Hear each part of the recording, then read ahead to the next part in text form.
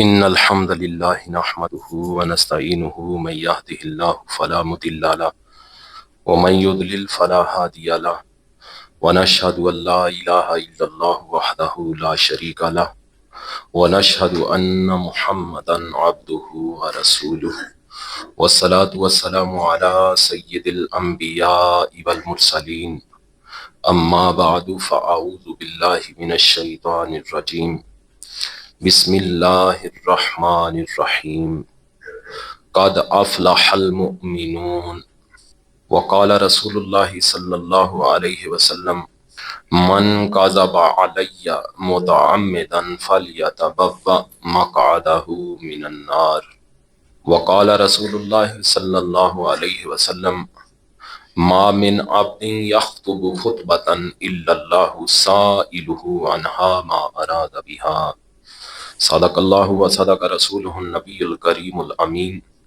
ونحن على ذلك لمن الشاهدين والشاكرين والحمد لله رب العالمين إن الله وملائكته يصلون على النبي يا أيها الذين آمنوا صلوا عليه وسلموا تسليما اللهم صل على محمد وعلى آل محمد كما صليت على إبراهيم وعلى آل إبراهيم إنك حميد مجيد اللهم بارك على محمد وعلى آل محمد كما باركت على إبراهيم وعلى آل إبراهيم إنك حميد مجيد الصلاة والسلام عليك يا سيدي يا رسول الله وعلى آلك وأصحابك يا سيدي يا حبيب الله مولاي صل وسلم دائما ابدا على حبيبك خير الخلق كلهم يا صاحب الجمال ويا سيد البشر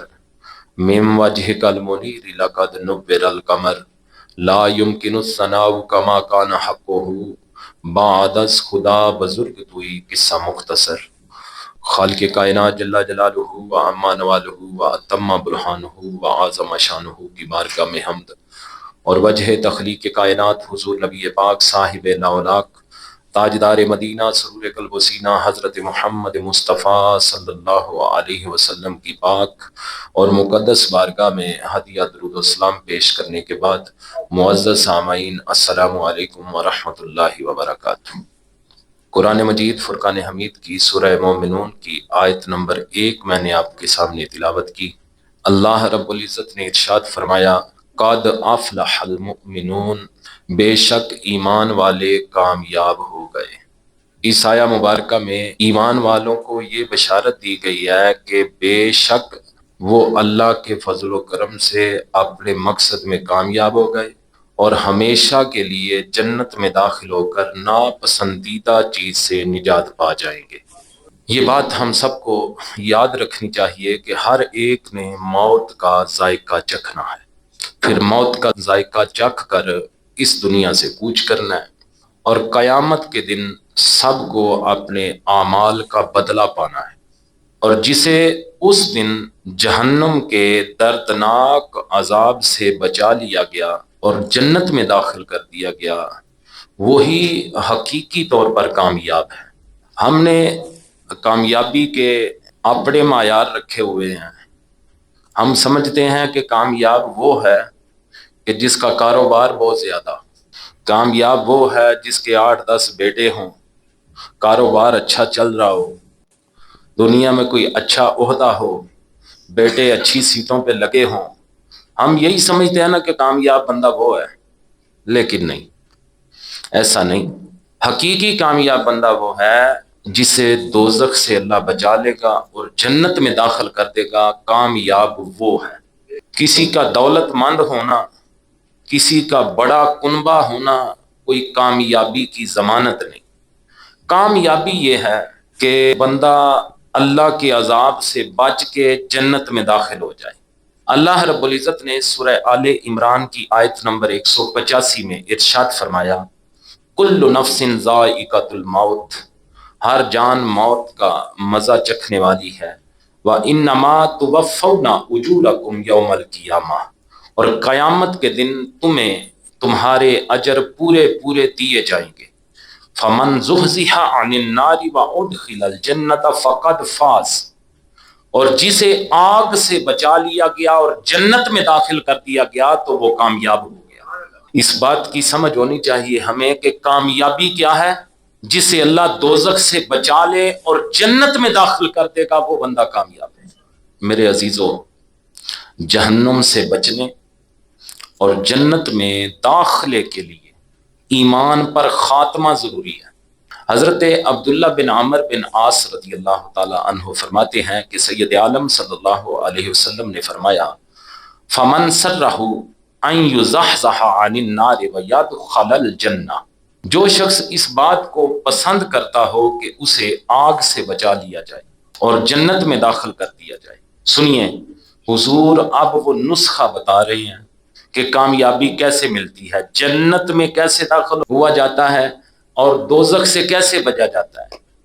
حضور فرماتے ہیں فمن سرہ ان یزحزح عن النار ویدخل الجنہ، جو شخص اس بات کو پسند کرتا ہو کہ اسے آگ سے بچا لیا جائے اور جنت میں داخل کر دیا جائے، فل تدرکہ موتتہ وہو یؤمن باللہ والیوم الآخر، تو جب اسے موت آئے تو وہ اللہ تعالیٰ اور آخرت کے دن پر ایمان رکھتا ہو۔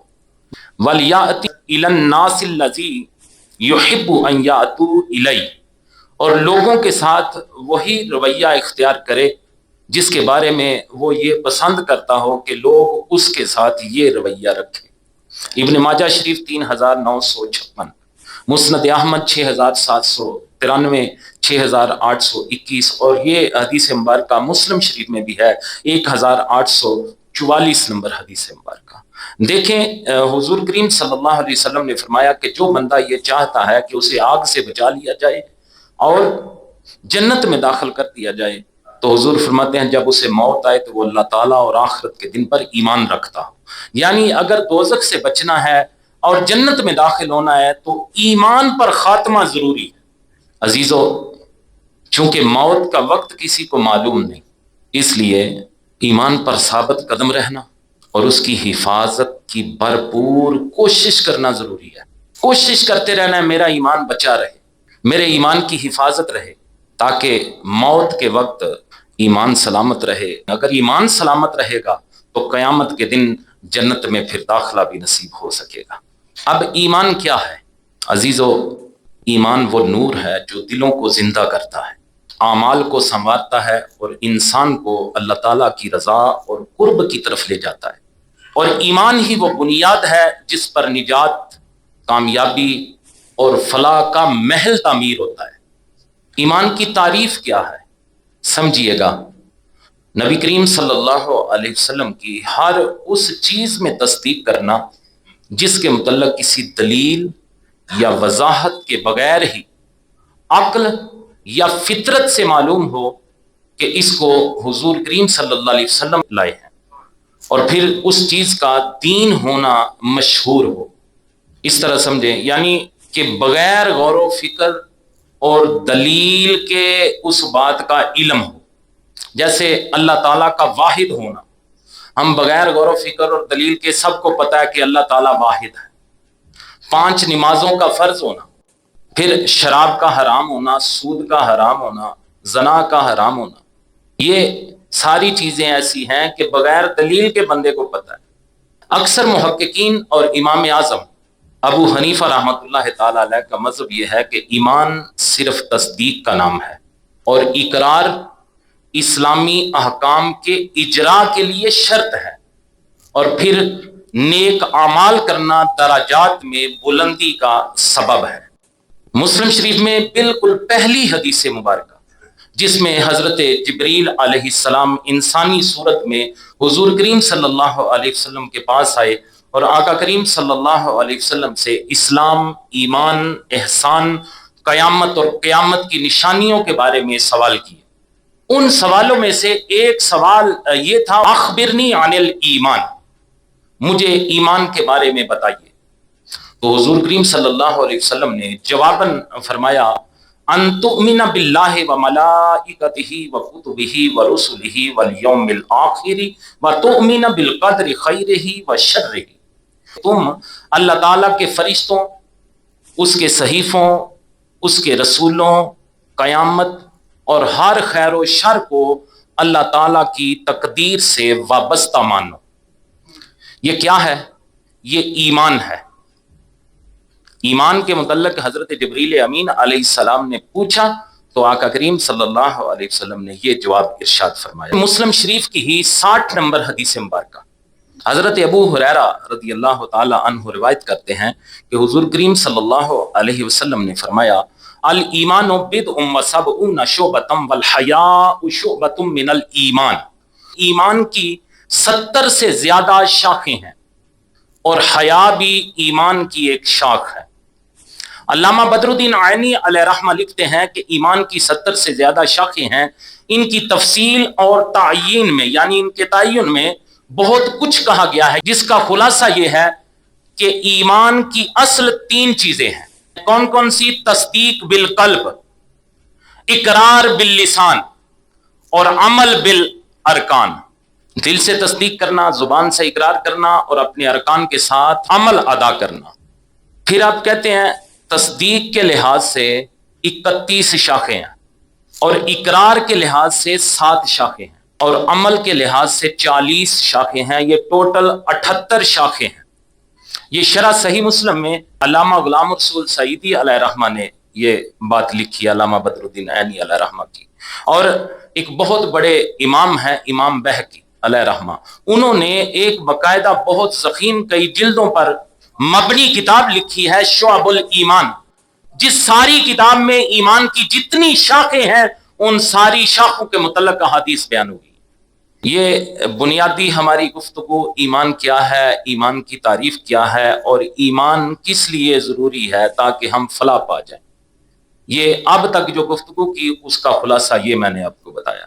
اپنی گفتگو کے اگلے پورشن میں چلتے ہیں کہ ایمان کی برکت کیا ہے۔ میرے عزیزوں، بزرگوں، دوستوں، بھائیوں، ایمان ایک ایسی دولت ہے کہ جوں جوں بندہ مومن کی عمر بڑھتی جاتی ہے اس کے درجات بلند ہوتے رہتے ہیں۔ بندہ 40 سال کی عمر کو پہنچا تو اس پہ اللہ کا کرم مزید ہو گیا، 50 سال کی عمر کو پہنچا تو درجات مزید بلند ہو گئے، 60 سال کی عمر کو پہنچا تو اور کرم ہو گیا، 70 سال کی عمر کو پہنچا تو فلاں درجات مل گئے، 80 سال کی عمر کو پہنچا تو اس کے درجات مزید بلند ہو گئے، اللہ کے مزید کرم ہو گئے، 90 سال کی عمر کو پہنچا تو اس کے درجات اور بلند ہو جاتے ہیں۔ گویا یہ اس کے ایمان کا کریڈٹ ہے۔ جوں جوں اس کے ایمان کی عمر بڑھتی جاتی ہے تو اللہ کی بارگاہ میں اس بندے کے درجات بلند ہوتے رہتے ہیں۔ یہ اس کے ایمان کا کریڈٹ ہے کہ ایمان کی جتنی عمر ہوئی اللہ کی بارگاہ میں اس کی قدر اور بڑھ گئی۔ مسند احمد میں حدیث مبارکہ ہے، سید عالم صلی اللہ علیہ وسلم نے فرمایا، ما من معمر یعمر فی الاسلام 40 سنۃ الا صرف اللہ عنہ 3 انواع من البلاء، الجنون والجذام والبرص۔ جب کوئی مسلمان 40 سال کی عمر کو پہنچتا ہے تو اللہ تعالیٰ اس سے 3 بلائیں دور کر دیتا ہے۔ وہ کون سی بلائیں ہیں؟ جنون، جذام اور برص۔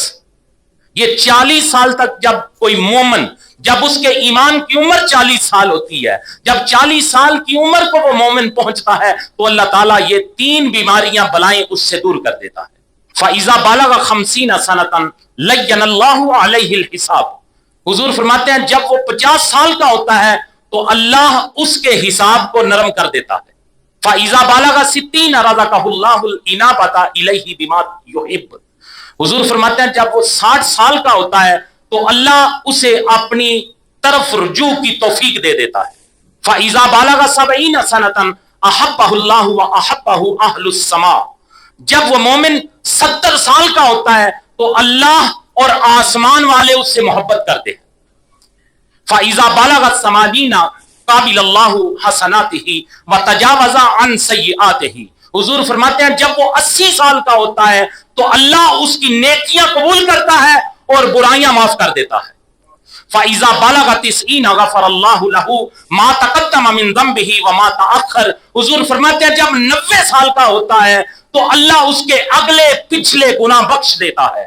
وسمی اسیر اللہ فی ارضہ وشفی فی اہل بیتہ. میرے حضور فرماتے ہیں کہ اب وہ 90 سال کا ہوا ہے تو اللہ اس کے اگلے پچھلے گناہ معاف کر کے اب اسے اللہ کا قیدی کہا جاتا ہے. وشفی فی اہل بیتہ. اب اس کے ایمان کا کریڈٹ یہ ہے، ویلیو یہ ہے کہ اب اس کے اہل بیت کے حق میں اس کی سفارش قبول کی جاتی ہے. یہ مسند احمد کی روایت ہے. یہ سارا کریڈٹ، یہ ساری ویلیو کس چیز کی ہے؟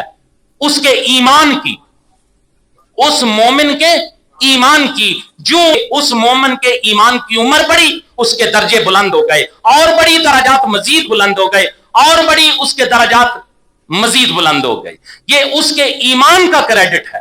اللہ تعالی ہم سب کو مرتے دم تک ایمان کی دولت نصیب فرمائے، اور یہ ایمان ہم اللہ کی بارگاہ میں لے کے حاضر ہوں.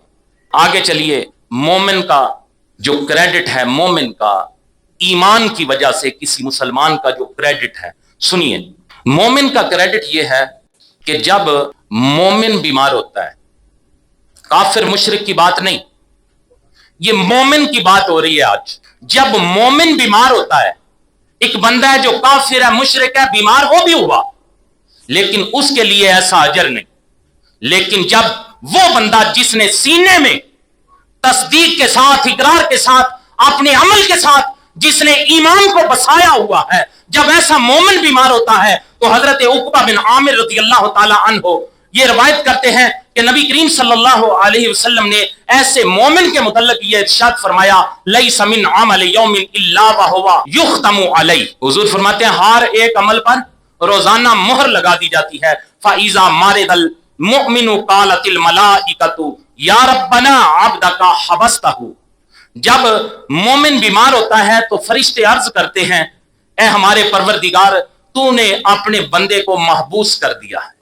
اب ایک مومن ہے جو تندرست تھا، اسے اللہ نے تندرستی دی. تندرستی کے ایام میں وہ اللہ کی عبادت کرتا تھا، نیک اعمال کرتا تھا، لیکن ایسا ہوا کہ اسے اللہ تعالیٰ نے بیماری میں مبتلا کر دیا. جب وہ بندہ بیمار ہوا جو نیک اعمال کرتا تھا، اب بیماری کی وجہ سے وہ مسجد میں نہیں جا سکتا، اپنے نیک اعمال نہ کر سکا، تو میرے حضور فرماتے ہیں فرشتے اللہ تعالیٰ کی بارگاہ میں عرض کرتے ہیں، قالت الملائکۃ یا ربنا عبدک حبستہ. مولا، یہ مومن بیمار ہے، اے ہمارے پروردگار، اب یہ وہ نیکیاں نہیں کر رہا، تو نے اسے محبوس کر دیا ہے. یعنی یہ بیماری تیری طرف سے آئی ہے، وہ نیکیاں کیا کرتا تھا لیکن اب بیماری کی وجہ سے نہیں کر رہا. مولا، تو نے اسے محبوس کر دیا ہے. جب اللہ تعالیٰ فرشتوں کی یہ بات سنتا ہے تو خالق کائنات ارشاد فرماتا ہے، فَيَقُولُ الرَّبُّ عَزَّ وَجَلَّ اخْتِمُوا لَهُ عَلَى مِثْلِ عَمَلِهِ حَتَّى يَبْرَأَ أَوْ يَمُوتَ. تو اللہ رب العزت فرشتوں سے فرماتا ہے کہ اس کے عمل پر اس کے گزشتہ عمل کے مطابق مہر لگا دو جب تک یہ تندرست نہیں ہو جاتا یا فوت نہیں ہو جاتا. اللہ تعالیٰ فرماتا ہے کہ تم کہہ رہے ہو کہ یہ عبادت کیا کرتا تھا، میرے فرشتوں، جس طرح پہلے اس کے اعمال پہ مہریں لگائی جاتی تھی، اب جب تک یہ بیمار ہے، تندرست نہیں ہوتا یا پھر فوت ہو کے میری بارگاہ میں نہیں آ جاتا، تب تک اس کے اعمال پر اسی طرح مہریں لگاتے رہو. یہ کس کا کریڈٹ ہے؟ ایمان کا. یہ کس کا کریڈٹ ہے؟ یہ ایمان کا کریڈٹ ہے میرے بھائیوں، دوستوں، بزرگوں. اب سنیے، ایمان ایک ایسی دولت ہے، اتنا بڑا اس کا پروٹوکول ہے. حضرت مولا کائنات علی المرتضیٰ رضی اللہ تعالی عنہ بیان کرتے ہیں کہ میں نے نبی کریم صلی اللہ علیہ وسلم کو یہ ارشاد فرماتے ہوئے سنا، من اطاع اخاہ المسلم عائدا مشى فی خرافۃ الجنۃ حتی یجلس. کہ جو شخص اپنے کسی مسلمان بھائی کے پاس، یعنی مومن کے پاس، اس کی عیادت کرنے کے لیے آئے تو حضور فرماتے ہیں وہ جنت کے پھل چن رہا ہوتا ہے یہاں تک کہ وہ بیٹھ جائے. جب تک وہ کھڑا رہتا ہے وہ جنت کے پھل چنتا رہتا ہے، جب بیٹھ جاتا ہے تو یہ چیز ختم ہوتی ہے. اللہ اکبر. آگے حضور فرماتے ہیں فَإِذَا جَلَسَ غَمَرَتْهُ الرَّحْمَةُ. حضور فرماتے ہیں جب وہ بیٹھ جاتا ہے تو اسے رحمت ڈھانپ لیتی ہے. کس کو؟ جو اپنے مسلمان بھائی کی عیادت کے لیے گیا ہے، وہ شخص جس کے سینے میں ایمان ہے لیکن بیمار ہو گیا. مومن کی عیادت کے لیے کوئی شخص گیا، جب گیا وہاں جا کے بیٹھا تو اللہ کی رحمت اسے ڈانپ لیتی ہے. فَإِن كَانَ غُدْوَةً صَلَّى عَلَيْهِ 70,000 مَلَكٍ حَتَّى يُمْسِيَ. اگر وہ دن کا وقت ہو تو 70,000 فرشتے شام تک اس کے لیے دعائیں رحمت کرتے رہتے. وَإِن كَانَ مَسَاءً صَلَّى عَلَيْهِ 70,000 مَلَكٍ حَتَّى يُصْبِحَ. حضور فرماتے ہیں اگر شام کا وقت ہو تو 70,000 فرشتے اس کے لیے صبح تک دعائیں کرتے رہتے. سنن ابن ماجہ 1442. اسی طرح یہ حدیث مبارکہ سنن ابی داؤد میں بھی موجود ہے. اب مجھے یہ بتائیے کہ یہ بندہ عیادت کے لیے گیا ہے، ایک مومن کی، اس شخص کی عیادت کے لیے جس کے سینے میں ایمان ہے، جس نے ایمان کو سنبھال کے رکھا ہوا ہے، اس کی عیادت کے لیے گیا ہے. وہ بیمار ہے، اس کا پتہ لینے کے لیے گیا ہے. اب وہ جب وہ وہاں جاتا ہے تو حضور کریم صلی اللہ علیہ وسلم کے فرمان کے مطابق جب وہ جاتا ہے، کھڑا رہتا ہے تو جنت کے پھل چن رہا ہوتا ہے. جب وہاں بیٹھ جاتا ہے تو اللہ کی رحمت اسے ڈھانپ لیتی ہے. حضور فرماتے ہیں اگر دن کا وقت ہو تو رات تک 70,000 فرشتے اس کے لیے دعائیں رحمت کرتے رہتے ہیں. اگر رات کا وقت ہو تو صبح تک اس کے لیے 70,000 فرشتے دعائیں رحمت کرتے رہتے ہیں. مجھے بتائیے کہ وہ مومن جو لیٹا ہوا ہے، بیمار ہے، اس کا پتہ لینے، اس کی عیادت کرنے کے لیے یہ جو آیا ہے، جو کبھی جنت کے پھل چن رہا ہے، کبھی اللہ کی رحمت اسے ڈھانپ رہی ہے، اور کبھی صبح سے شام تک یا شام سے صبح تک اس کے لیے 70,000 فرشتے دعائیں کر رہے ہیں. مجھے بتائیے کہ اس پہ یہ کرم کیوں ہو رہا ہے؟ اس پہ کرم اس لیے ہو رہا ہے، یہ اس مومن کا کریڈٹ ہے جس کی وہ عیادت کرنے کے لیے گیا ہے. یہ اس کے ایمان کا پھل ہے کہ اپنے مومن بھائی کے لیے وہ عیادت کرنے کے لیے اس کے پاس گیا. اس کے ایمان کی برکت سے کبھی وہ جنت کے پھل چنتا ہے، کبھی اللہ کی رحمت اسے ڈھانپ لیتی ہے، کبھی فرشتے صبح شام اس کے لیے دعائیں کرتے. پھر مومن فوت ہو گیا. اب مومن جب فوت ہوا تو اس کا کریڈٹ کیا ہے، اس کا پروٹوکول کیا ہے، اللہ کی بارگاہ میں اس کی عزت کیا ہے؟ تخصیص صرف ایمان کی ہے. یہ میں بات کسی ولی کی، غوث کی، کتب کی، ابدال کی، صحابی کی، تابعی کی نہیں کر رہا، فقط اس شخص کی کر رہا ہوں جس کے سینے میں ایمان ہے، جس کے دل میں ایمان کی دولت ہے، جس نے اپنا ایمان سنبھالا ہوا ہے. یہ اس بندے کی بات ہے، اس کے ایمان کا میں آپ کو پروٹوکول بتانے لگا ہوں. اب ایسا مومن اس دنیا سے چلا گیا تو سب سے پہلی بات میرے حضور کریم صلی اللہ علیہ وسلم کا فرمان ہے. حضرت عبداللہ بن عمر رضی اللہ تعالیٰ عنہ فرماتے ہیں کہ نبی کریم صلی اللہ علیہ وسلم نے فرمایا لِيُغَسِّلْ مَوْتَاكُمُ الْمَأْمُونُونَ. میرے حضور نے فرمایا تمہارے مرحومین کو وہ لوگ غسل دیں جو مامون ہوں. آپ سمجھے نہیں، مامون سے مراد ہے کہ یعنی وہ لوگ غسل دیں جن کے بارے میں یہ توقع ہو کہ وہ مردے کے عیب کو دیکھ کر اس پر پردہ ڈال لیں گے. سنن ابن ماجہ 1461. یعنی یہ مومن کا پروٹوکول ہے کہ اللہ تعالیٰ نے پابندی لگا دی کہ مامون لوگ ہوتا ہے بعض اوقات غسل کے وقت جسم پہ کوئی نشان ہوتا ہے، کوئی عیب سامنے آ جاتا ہے، یہ ڈیوٹی اس کا پروٹوکول متعین کر دیا کہ اب اسے غسل وہی بندہ دے جو کسی معاملے کی حفاظت کرنے والا ہو، مامون ہو.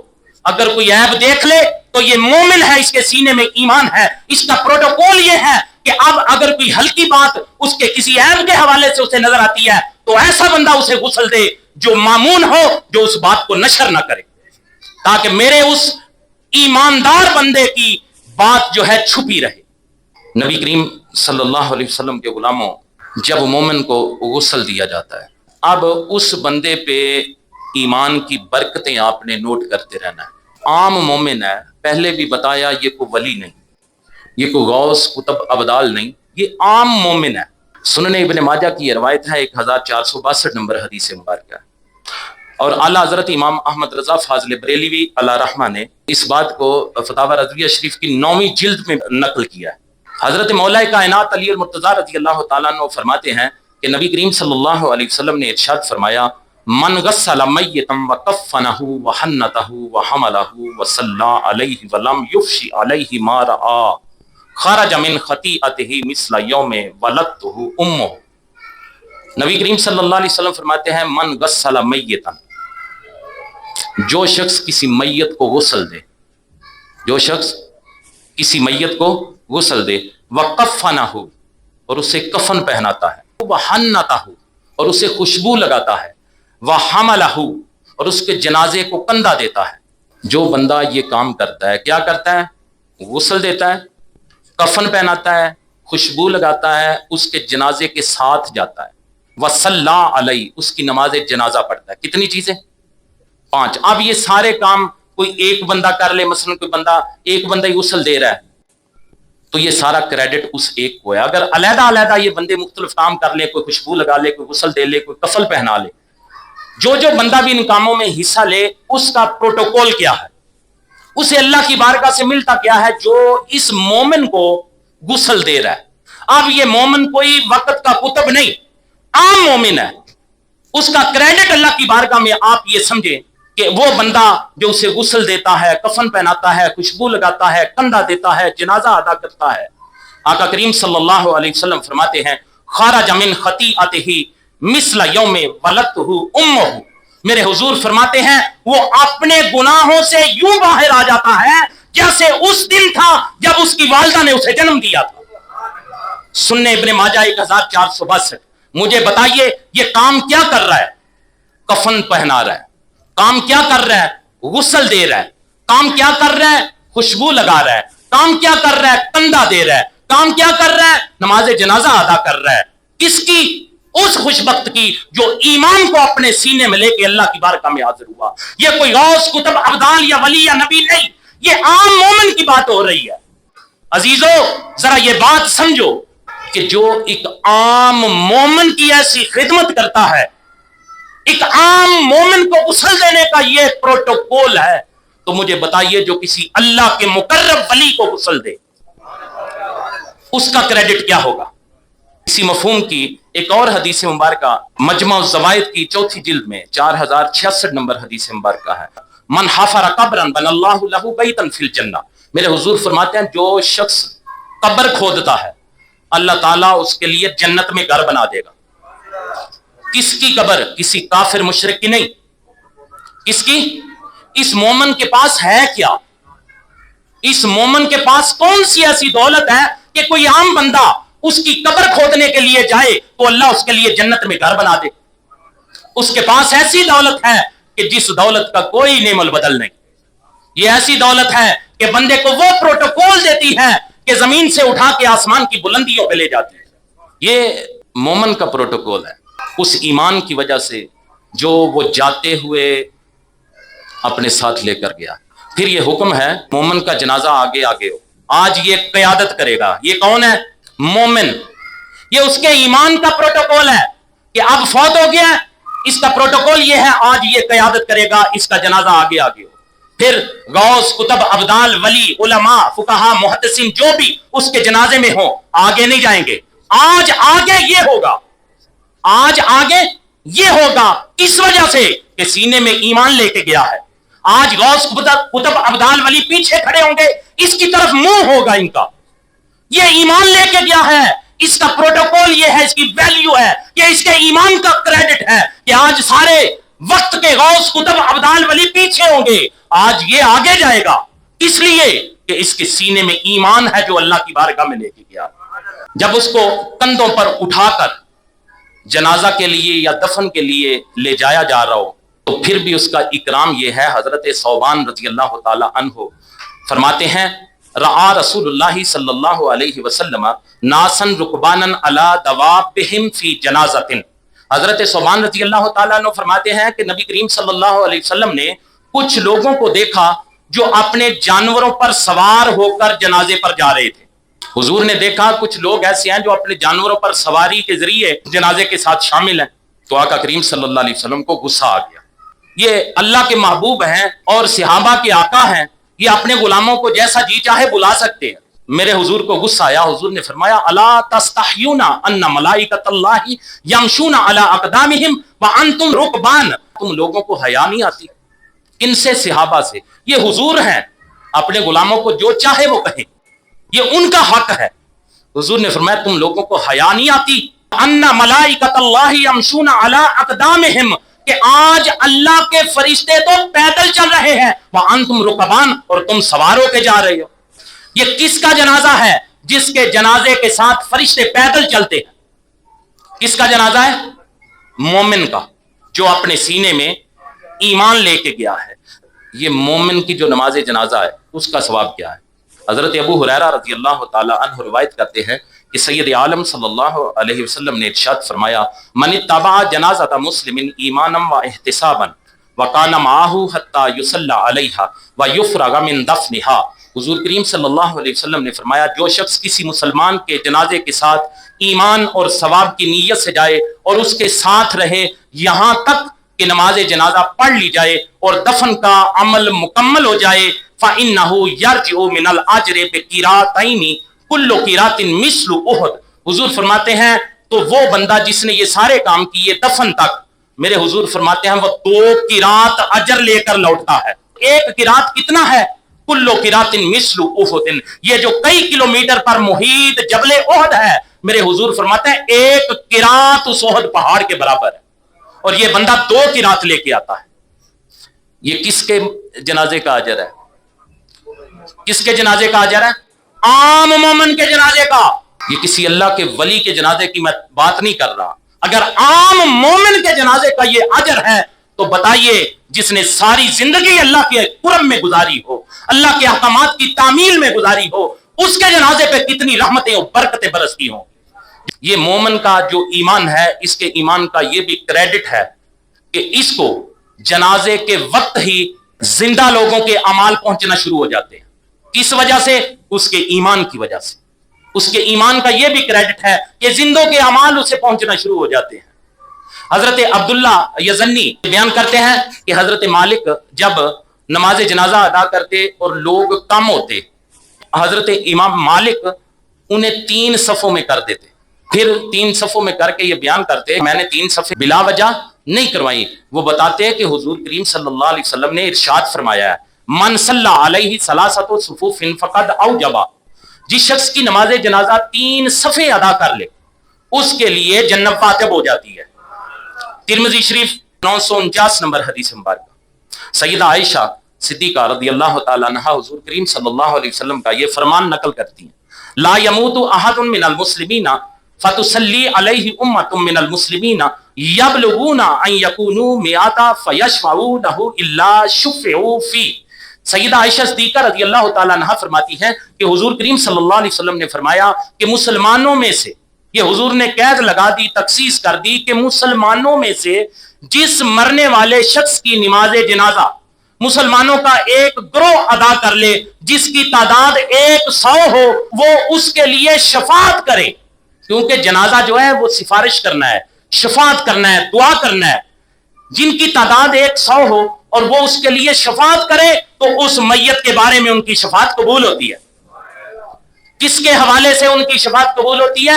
اگر ان کے سامنے ایمان والا ہو، کافر و مشرک نہیں۔ اگر سامنے ایمان والا لیٹا ہوا ہے تو پیچھے 100 ایمان والا موجود ہو، ان کے لیے بھی ایمان کی شرط ہے، پیچھے جو 100 ہے وہ بھی ایماندار ہو، مومن ہو۔ اگر وہ 100 مومن اس کے لیے بخشش کی شفاعت کریں، سفارش کریں، دعا کریں، میرے حضور فرماتے ہیں وہ دعا ان لوگوں کی اس کے حق میں قبول ہوتی ہے۔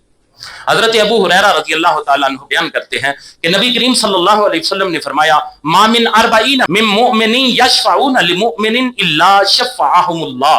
میرے حضور کریم صلی اللہ علیہ وسلم نے فرمایا جس مومن کے حق میں 40 مومن شفاعت کرے، یعنی اس کی نماز جنازہ ادا کریں، تو اللہ تعالیٰ ان کی شفاعت کو قبول کر لیتا ہے۔ جس کے لیے 40 شفاعت کریں، جس کے لیے 100 شفاعت کریں، جس کے لیے 3 صفحے ہو جائے، اس کی بخشش ہو جاتی ہے، شفاعت قبول ہو جاتی ہے، جنت واجب ہو جاتی ہے۔ یہ سارا کریڈٹ کس کا ہے؟ جو ایمان لے کے گیا ہے، بے ایمان کا نہیں، کافر مشرک کا نہیں، یہ سارا کریڈٹ مومن کا ہے۔ اللہ اکبر۔ پھر اس کے لیے ایک اور پابندی لگائی جس کی ہمیں یاد رکھنے کی بڑی ضرورت ہے ہمارے اس معاشرے میں۔ میرے آقا کریم صلی اللہ علیہ وسلم کا یہ فرمان ہے، حضرت عبداللہ بن عمر رضی اللہ تعالیٰ عنہ روایت کرتے ہیں، حضور صلی اللہ علیہ وسلم نے ارشاد فرمایا، اذکروا محاسن موتاکم وکفوا عن مساویہم۔ میرے حضور نے فرمایا اپنے مرحومین کی اچھی باتوں کا ذکر کرو اور ان کی برائیاں ذکر کرنے سے باز آ جاؤ۔ یہ پابندی لگا دی۔ یہ پابندی کس لیے لگائی گئی؟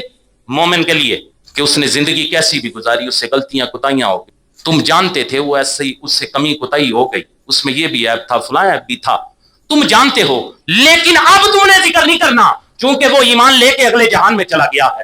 اب جو تم نے بات کرنی ہے اس کی خوبی بیان کرنی ہے, جب بھی بیان کرنی ہے اس کی خوبی بیان کرنی ہے. یہ ہم پہ پابندی لگا دی گئی ہے, یہ مومن کا پروٹوکول ہے, مومن کے ایمان کی یہ ویلیو ہے, یہ اس کا کریڈٹ ہے کہ وہ ایمان لے کے گیا ہے. پیچھے زندوں کو یہ حکم ہو گیا کہ اب اس کی کوئی برائی تم نے بیان نہیں کرنی. اب جب بھی تمہاری زبان کھلے تو اس کی تعریف میں رطب اللسان ہو, اس کی تعریف ہی کرنی ہے. اب کسی نے بھی اس کی کوئی برائی نہیں بیان کرنی. سنن ابی داؤد 4900 نمبر حدیث مبارک ہے. اب دیکھیں میرے حضور کریم صلی اللہ علیہ وسلم کا یہ دین ہے نا, یہ مومن کا کریڈٹ کیا ہے اور اسلام کسے کہتے ہیں. نبی کریم صلی اللہ علیہ وسلم نے ارشاد فرمایا کسر عظم المیت کا کسر ہی حیا.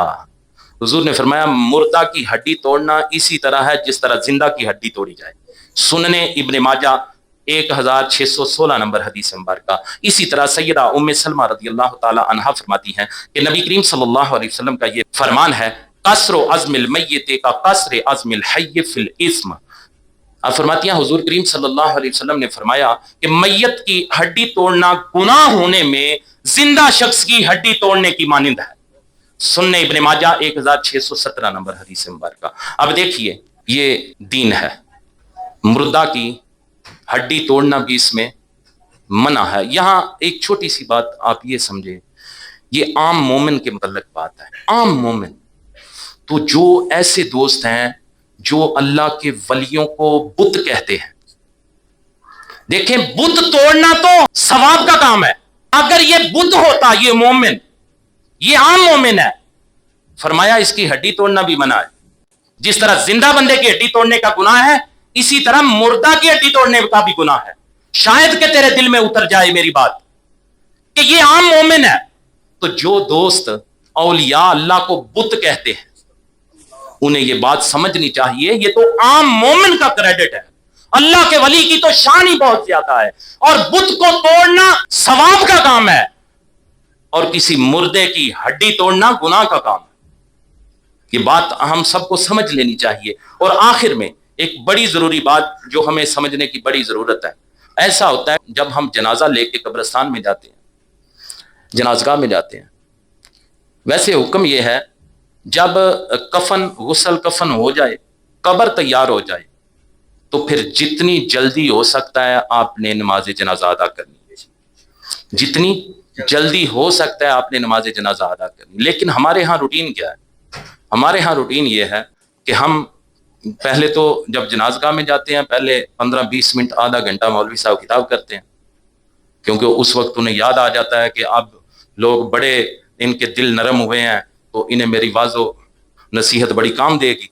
انہیں یاد آ جاتا ہے.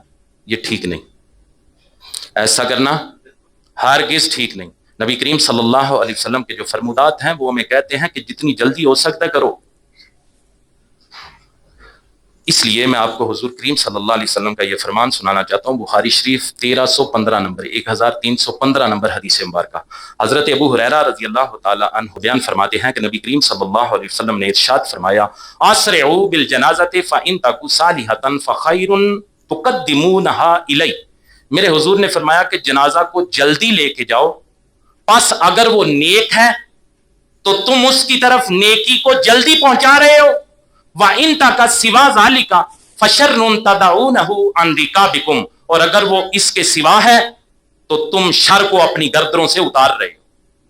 حضور نے فرمایا کہ اگر تو وہ نیک ہے تو اس کی منزل کی طرف, اس کی نیکی کی طرف جلدی لے کے جاؤ, اور اگر وہ برا ہے تم نے لے کے بھی تو جانا ہے لیکن جلدی لے کے جاؤ اپنی گردنوں سے, جلدی اس کا جو وزن ہے اس کے شر کا نیچے اتار دو. یہ بات سارے ذہن میں رکھیں.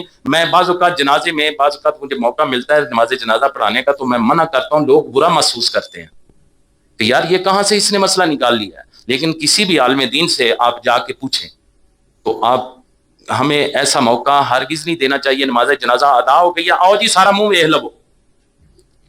سارے لوگ منہ ویکھن لگ پیندے نے, اوتھے 15-20 منٹ اور لنگ جاندے نے. پھر بچیاں واسطے اپنے باپ ماں دی عزیز و اقارب نو کندھا دینا بڑا اجر دا باعث ہے. تے پھر اسی انج کرنے ہاں کہ اساں مل کے ضرور ہونا ہے, تاکہ سبھاں نوں پتہ لگے کہ تہاڈی اماں فوت ہوئی سی تے میں آیا سا جنازے تے. اسی سارے ملتے رہنے ہیں, جنازہ قبرستان چ ٹر جاتا ہے, اس بچے نو اپنی ماں دے جنازے نو کندھا دین دا موقع نہیں ملتا. انہاں ساریاں چیزاں دے متعلق اسی سوچنا ہے. میرا کام ہے تانوں حق سچ گل دسنا. اگر میری گل نال اختلاف ہوئے کسی ہور عالم دین کو جا کے پوچھ لینا کہ میں کوئی گل غلط نہیں کر رہا. اگر غلط ہویا تو میں رجوع کر لواں گا, پر اے ساڈے ساریاں دے فائدے دی گل. سبحان ربک رب العزت عما یصفون وسلام علی المرسلین والحمد للہ رب العالمین.